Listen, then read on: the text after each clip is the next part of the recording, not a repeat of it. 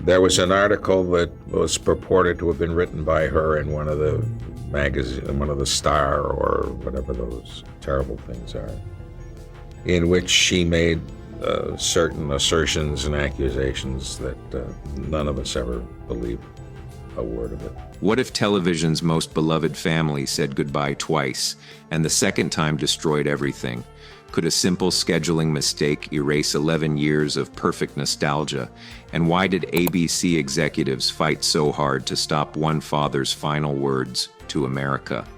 The answers reveal one of the most shocking betrayals in TV history, a story where Olympic glory killed sitcom magic, and 5 forgotten episodes rose from the grave to haunt a classic. Before Happy Days could stumble into its infamous finale disaster, the show almost died from an entirely different crisis. Ron Howard, the fresh-faced actor who played Richie Cunningham since 1974, wasn't just threatening to walk away over money or creative differences.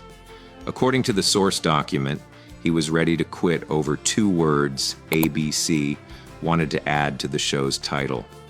By the late 1970s, Happy Days had transformed into a cultural powerhouse, but it wasn't Richie driving the frenzy anymore.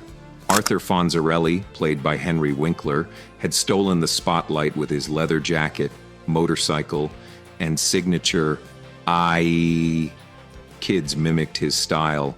Toy stores couldn't keep Fonzie merchandise on shelves, and ratings proved audiences were glued to his every scene.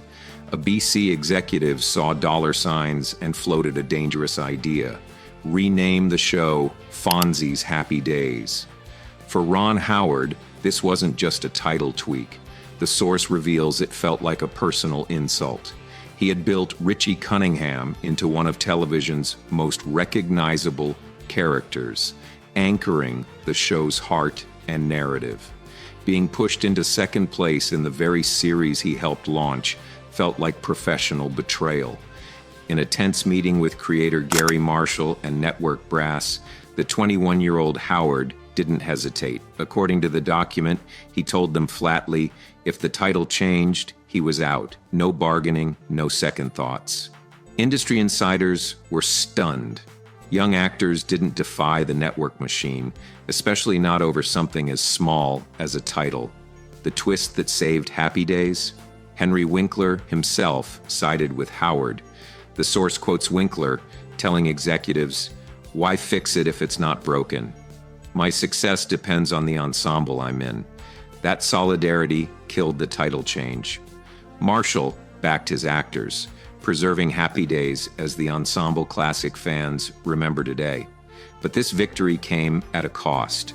Howard began thinking seriously about leaving acting to pursue directing, a career move that would eventually make him one of Hollywood's most respected filmmakers. While Ron Howard fought boardroom battles, Henry Winkler was fighting demons no one could see. The source reveals that when Winkler auditioned for Happy Days in 1973, he was broke, arriving in Hollywood with barely a month's rent saved. His finances were dire, as he later admitted. He wasn't chasing fame anymore, he was chasing survival. The irony cuts deep. The man who would play Arthur Fonzarelli, television's most confident character, was terrified walking into that audition room. By 1976, though, Fonzie had become a national obsession. Kids mimicked his catchphrase in school hallways. Barbers saw boys asking for his slick-back hairstyle, and Winkler received more fan mail than the rest of the cast. But according to the source document, fame came with a hidden cost. When Happy Days ended in 1984, after 11 seasons, Winkler was unprepared for what came next. He later described the end as a sting, though that word hardly captured his struggle. It felt like losing a family member. For 10 years, he had lived as the Fonz, and suddenly the cameras went dark. The source reveals a terrifying question haunted him. Who was Henry Winkler without the Fonz? Typecasting hit him hard. Casting directors, audiences, and Hollywood itself couldn't separate the actor from the character. The anxiety was crushing. Winkler admitted he feared slipping back into the financial struggles that haunted him before Happy Days. February 1984 was supposed to be a proud moment for ABC. The network had secured exclusive coverage of the Winter Olympics in Sarajevo, promising huge ratings and millions in advertising revenue. But behind the excitement, according to the source, ABC made one of the most damaging scheduling mistakes in television history. The Sarajevo Games ran from February 8th to February 19th, 1984.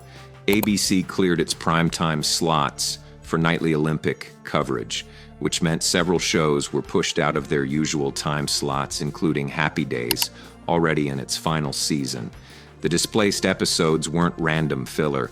They were supposed to air in February as part of the show's final stretch, leading up to its big goodbye. ABC executives faced a choice: delay the finale until summer to ensure every episode aired in order, or stick to their May finale schedule and figure out what to do with leftover episodes later. They chose the second option, and according to the source, that choice broke television's most sacred rule. On May 8, 1984, Happy Days aired its series finale, Passages.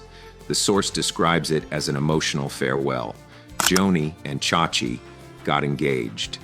Fonzie finally adopted a son, and Tom Bosley, as Mr. Cunningham, gave a heartfelt toast to family and friendship. For millions of viewers, this was closure. But ABC wasn't done. Once the Olympics were over, they still had those unaired February episodes. Instead of shelving them, the network brought Happy Days back in June and July, months after the finale. The source states bluntly, to audiences, it felt like the dead had risen. Before the Olympic disaster could unfold, there was another battle brewing. Gary Marshall wanted to do something radical for the finale, have Howard Cunningham look directly at the audience and acknowledge them. According to the source, in the 1980s, this breaking the fourth wall was almost unthinkable. ABC executives were horrified. The source reveals they told Marshall, in meeting after meeting, that the idea was dangerous. For 11 seasons, the Cunningham family had been presented as real people in 1950s Milwaukee. Executives feared that pulling down the invisible wall would rip viewers out of that world and cheapen the goodbye. But Marshall held firm. After tense back-and-forth negotiations, ABC reluctantly gave in. On May 8, 1984, when the finale Passages aired, the moment arrived. The source provides Tom Bosley's exact words as he looked into the camera. Both of our children are married now, and they're starting out to build lives of their own. And I guess no man or woman could ask for anything more. So thank you all for being part of our family. To Happy Days. According to the source, instead of dignity, it delivered humiliation. The Fonz was subjected to mean-spirited hazing by Potsy. No heartfelt goodbye, no family closure, just television's coolest character reduced to a punchline. That became the final image of Happy Days in syndication history. For a show that had once defined American nostalgia, the source calls this ending nothing short of tragic. Yet hope arrived 40 years later. At the 2024 Emmy Awards, on the 50th anniversary of Happy Days, Ron Howard and Henry Winkler recreated the legendary Fonz jukebox moment. The source reports critics called it the real finale the show should have had. For the surviving cast, it felt like closure that ABC had denied them back in 1984. Television's most infamous ending finally taught Hollywood an eternal lesson. When you say goodbye,